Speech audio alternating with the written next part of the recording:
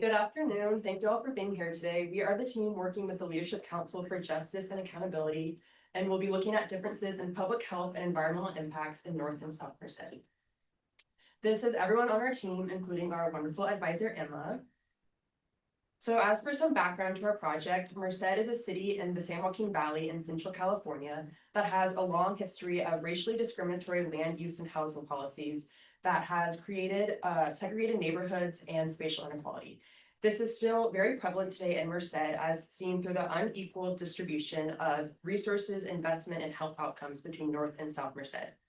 Our project is specifically wanting to look at how these inequalities may be exacerbated by the proposed industrial park plan, which is a plan to add and expand industrial zones in Merced, and how this could worsen the health and environmental impacts that are already present in South Merced. We're also wanting to look at how there's disparities in investment across the two sides of Merced, specifically looking at access to food, parks, and public services, as well as neighborhood safety and governmental support. So our hope is that this project will inspire alternative community investments, specifically ones that prioritize the well-being of residents and really engage the community input of the residents instead of just relying on the industrial park plan. So with all of this, we're asking two main questions for our project. To what extent do investment differences between North and South Merced relate to disproportionate access to resources, public health outcomes, and exposure to environmental risks? And how are these discrepancies correlated to the socioeconomic backgrounds of community members? So to gain a comprehensive understanding of some of these public health and environmental inequities in Merced, we used a mixed methods approach. Our primary methods included expert interviews with UC Merced professors and key stakeholders. We conducted door-to-door outreach, we conducted a community focus group, and sent out online surveys as well to gather qualitative and quantitative data.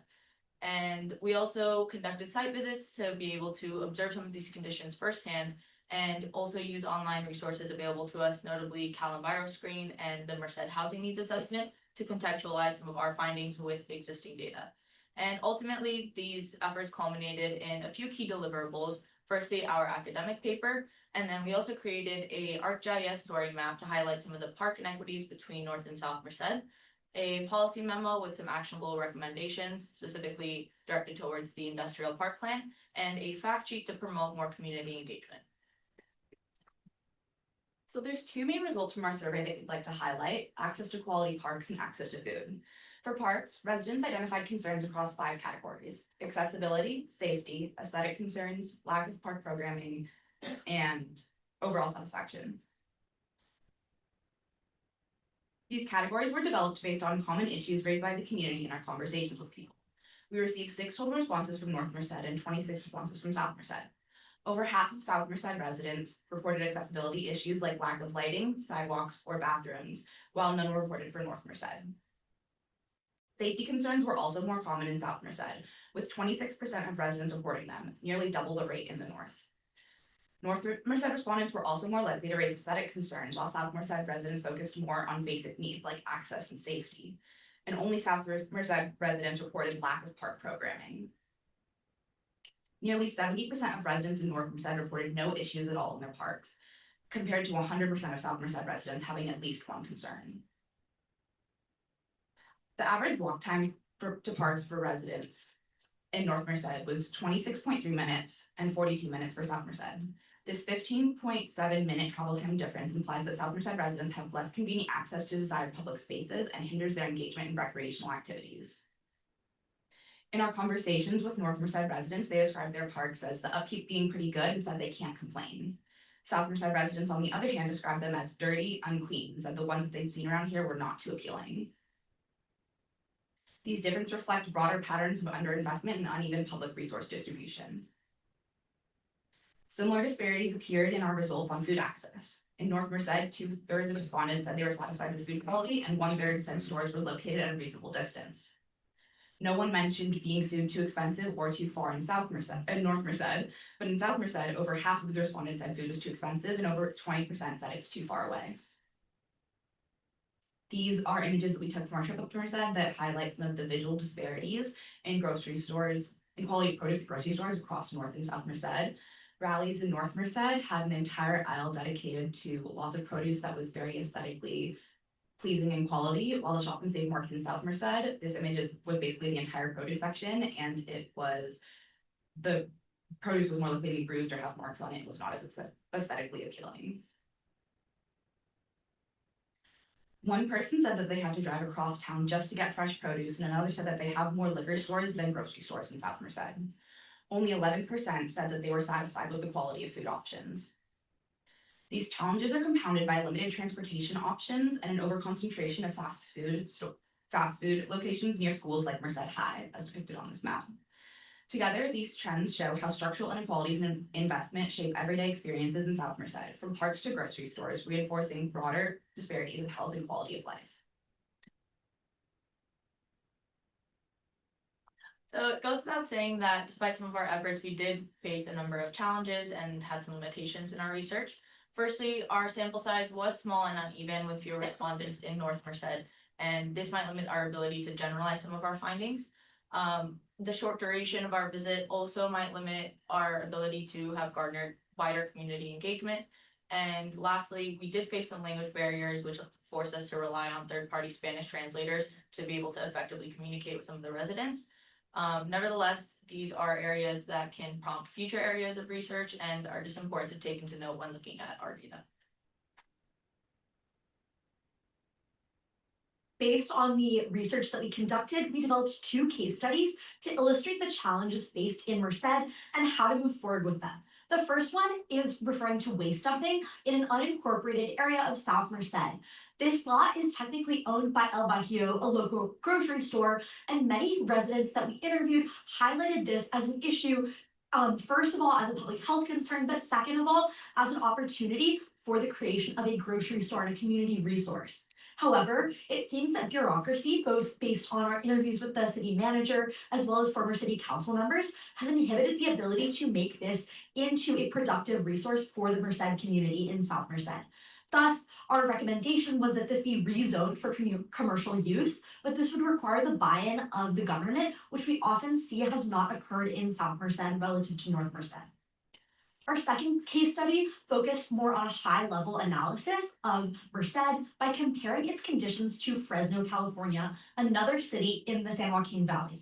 We noticed that these 2 cities have very similar socioeconomic and historical divides that have led to very similar contemporary conditions. However, one main difference is the fact that Fresno, unlike Merced, has a very high rate of economic growth, whereas they tend to have a similarly high rate of unemployment. Conversely, in Merced, they have low economic growth and low employment. However, this demonstrates that the industrial park that's being proposed for development may not create new jobs in Merced and therefore will just compound existing public health issues. In summation, what we found through our research is that North Merced experiences much better public health outcomes and also better socioeconomic outcomes. As a result, pursuing this industrial park feasibility survey and implementing the industrial park will only worsen inequalities, and it will worsen the conditions, particularly for people in South Merced. But through the case studies and the data we've collected, we've seen potential ways to move forward in a productive manner that will help South Merced and North Merced experience better equity, but in particular, lift up South Merced and protect it from further environmental and public health harms. Thank you.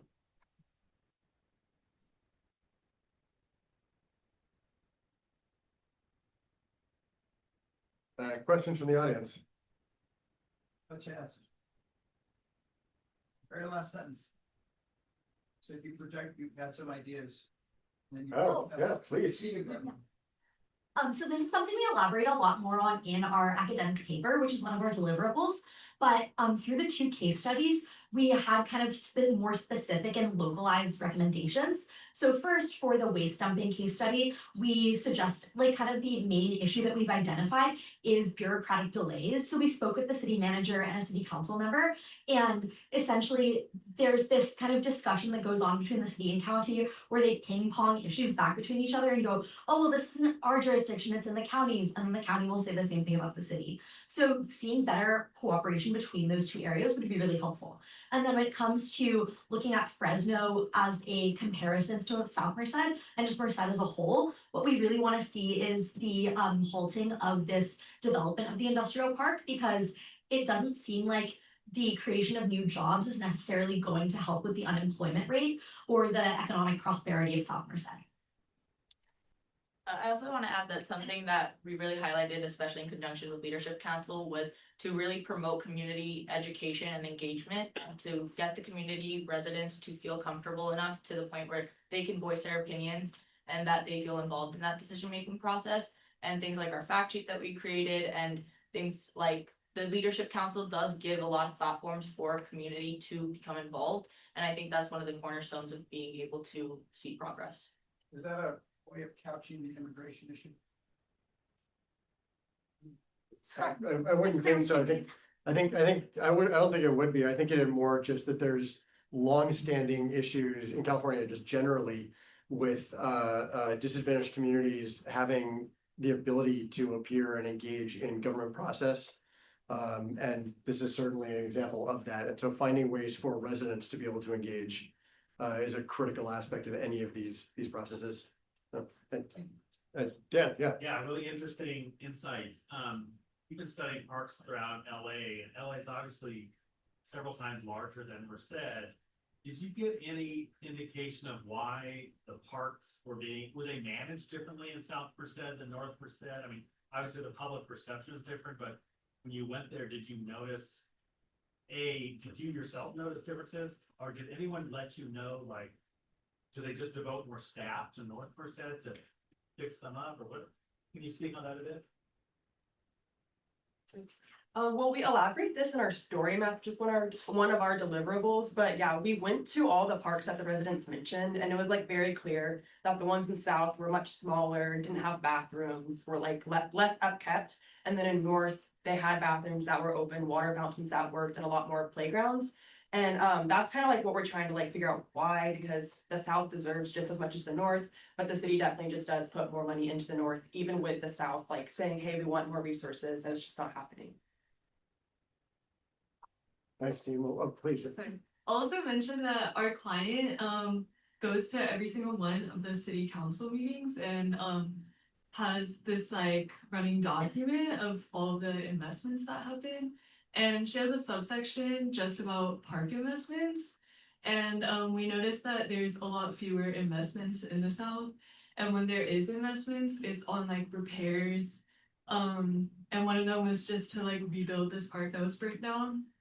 But in the North, they are like expanding parks, creating new parks, as opposed to just like regular repairs and maintenance.